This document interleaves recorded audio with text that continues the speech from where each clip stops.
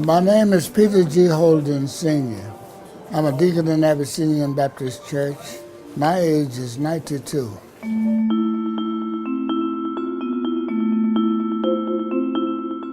I was born and grew up in Raleigh, North Carolina, and I came to New York in 1942, June. Went to public school in Raleigh, small college there, St. Augustine's College, and it was rough, but then you find a way to get around it. I mean, you don't concentrate on it. My daughter and one granddaughter. Okay. The other was away in school. Okay. Peter Holden grew up in the Jim Crow South during the Great Depression. The New York Times asked him to sit down with his daughter Laura Williams and his granddaughter Tahira Williams to talk about the role of community in hard times. The password during that Great Depression, I never will forget that. I said, good morning. Your name is again? Sarah. Good morning, Sarah. Sarah would say, times are tight. You wouldn't say good morning. Honestly, God, this was white, black, green, gray, anybody, any part of town. You see somebody else and, good afternoon, Mr. Hicks.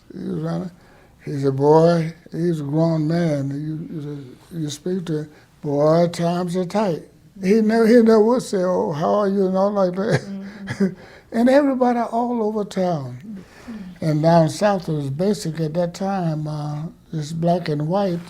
And a lot of times your backyard might go in a white person's backyard, and they'd ask you to loan sometimes a cup of flour, a large cup of flour, and whites and blacks interchange. Like yard tools and out in the farms, loan me this, and mine is broken. I don't have no money to get another. So they would exchange. So it was a lot of cooperating at that time, and a lot of respect, because everybody was hungry. But why do you think that black and white people helped each other back then, when it was so segregated? They had to, or either they starved to death or something like that. Mm-hmm. And they had no money. If you had a tool or you had something that broke, and you don't have no money to get it. And so race didn't matter? It didn't matter then during that time, but as the times got better, race then sort of went back toward where it was, not all together where it was, but it went back in that direction.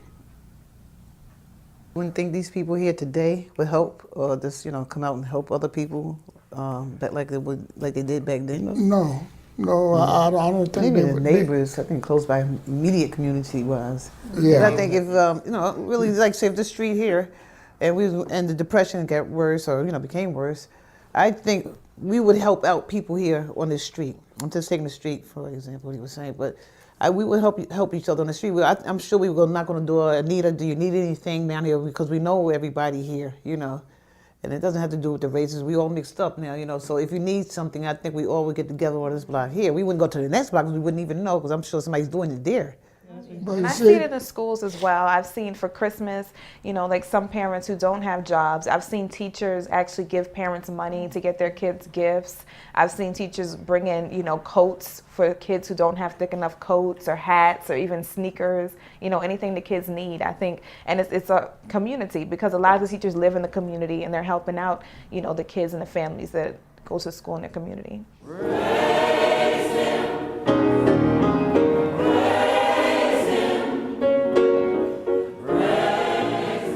After 9/11, the churches up here in Harlem, you go to church on Sunday, you could hardly get in there for the younger people all over, and everybody was rushing in, because basically New Yorkers were frightened. But these type of situations happened always in emergencies or something like this. It seems to bring the races closer, but then when we get out of that emergency, let's go home, go back.